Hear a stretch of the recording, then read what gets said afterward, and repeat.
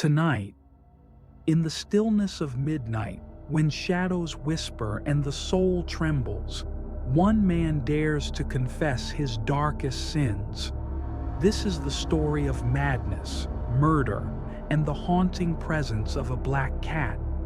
Tomorrow I die, and today I would unburden my soul. My purpose is to set forth plainly, succinctly, and without comment, a series of mere household events. Yet these events have terrified, have tortured, have destroyed me. To me, they appear nothing more than a succession of ordinary causes and effects. But to my soul, they speak of horror and of fate. From my infancy, I was noted for the docility and humanity of my disposition. My tenderness of heart was so conspicuous that my companions made me the subject of their jest.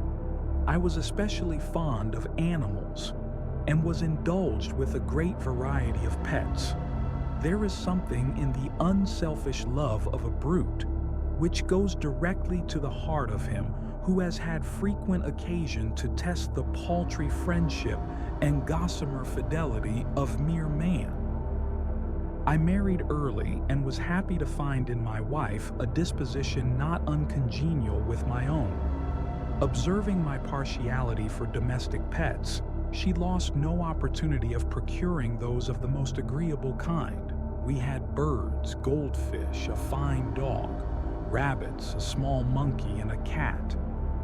This latter was a remarkably large and beautiful animal, entirely black and sagacious to an astonishing degree.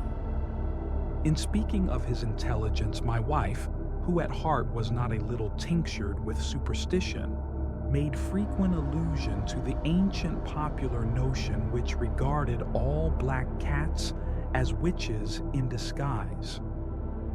Pluto, this was the cat's name, was my favorite pet and playmate.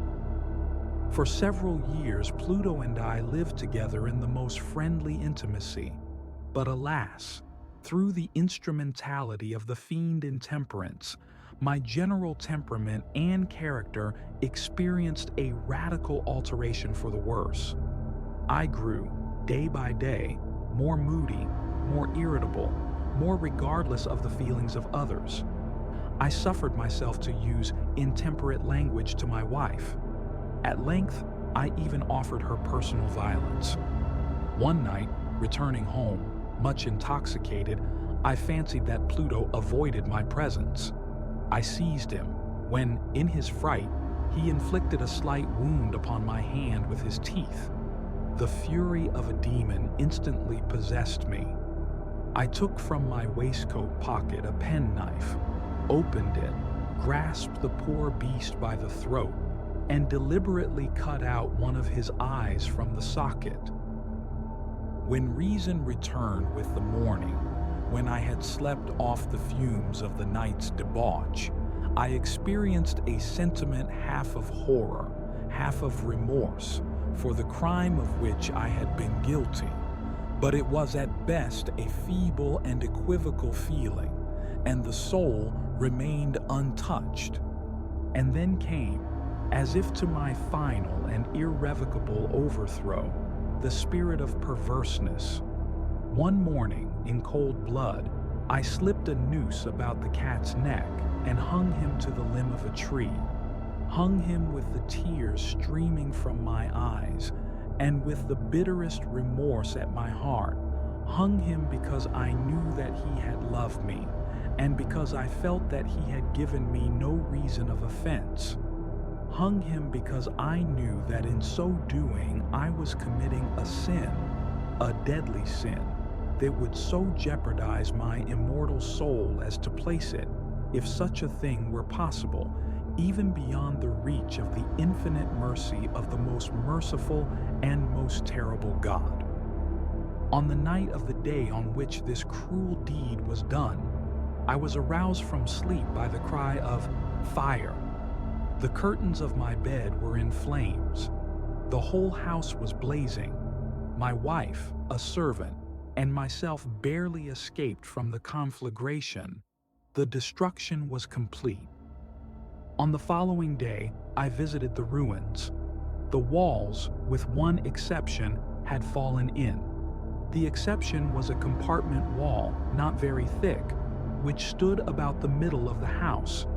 About this wall, a dense crowd was collected. The words strange, singular, and other words of similar import excited my curiosity. I approached and saw, as if graven in bas-relief upon the white surface, the figure of a gigantic cat. There was a rope about the animal's neck. For months I could not rid myself of the phantasm of the cat. At length, as the tormenting memory began to subside, I sought once again for another pet of the same species. One night as I sat, half stupefied, in a den of more than infamy, I perceived a black object reposing upon a hogshead of rum. I approached it and found it to be a black cat, a very large one, fully as large as Pluto, and closely resembling him in every respect but one. Pluto had not a white hair upon his body, but this cat had a large, though indefinite splotch of white, covering nearly the whole region of the breast.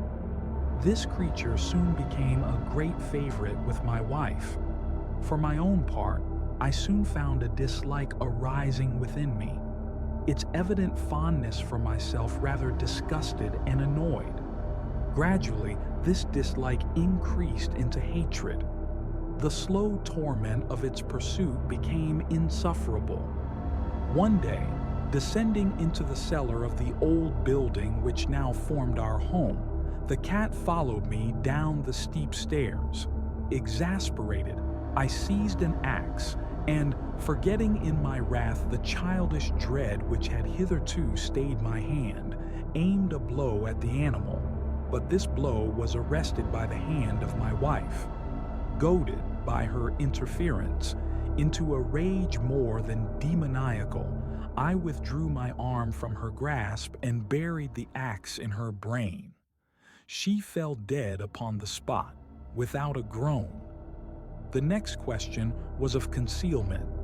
I knew that I could not remove the body from the house, either by day or by night, without the risk of being observed. Many projects entered my mind. At one period, I thought of cutting the corpse into fragments and destroying them by fire. At another, I resolved to dig a grave for it in the floor of the cellar.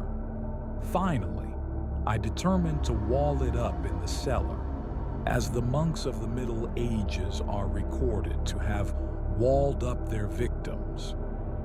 I carefully dismembered a portion of the wall, inserted the corpse, and relaid the whole as before.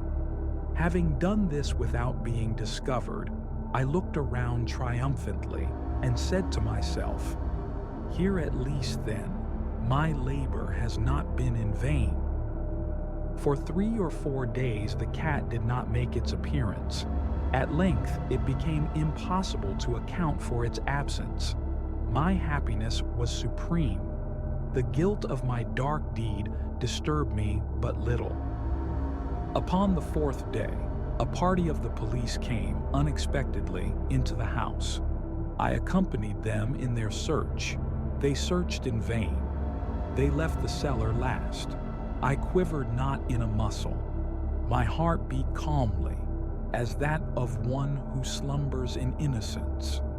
The officers bade me accompany them. The glee at my heart was too strong to be restrained. I longed to say if but one word, by way of triumph, and to render doubly sure their assurance of my guiltlessness. "Gentlemen," I said at last, "I delight to have allayed your suspicions. I wish you all health and a little more courtesy. By the by, gentlemen, this is a very well-constructed house. In the rabid desire to say something easily, I scarcely knew what I uttered at all. I may say an excellently well-constructed house. These walls, are you going, gentlemen?" These walls are solidly put together, and here, through the mere frenzy of bravado, I rapped heavily with a cane upon that very portion of the brickwork behind which stood the corpse of my wife. But may God shield me from ever again dwelling upon such agonies. For scarcely had the reverberation of my blows sunk into silence when there issued forth from the tomb a voice. By a cry at first muffled and broken, like the sobbing of a child, and then quickly swelling into one long, loud, and continuous scream, utterly anomalous and inhuman, a howl, a wailing shriek, half of horror and half of triumph, such as might have arisen only out of hell. Of my own thoughts it is folly to speak. Swooning, I staggered to the opposite wall. The police, alarmed, quickly demolished the wall, and there stood the corpse, already greatly decayed and clotted with gore. Upon its head, with red mouth and solitary eye of fire, sat the hideous beast whose craft had seduced me into murder, and whose informing voice had consigned me to the hangman. I had walled the monster up within the tomb. You have heard the whispers, but the darkness is never silent. Return again, and let the shadows find you. Subscribe, if you dare,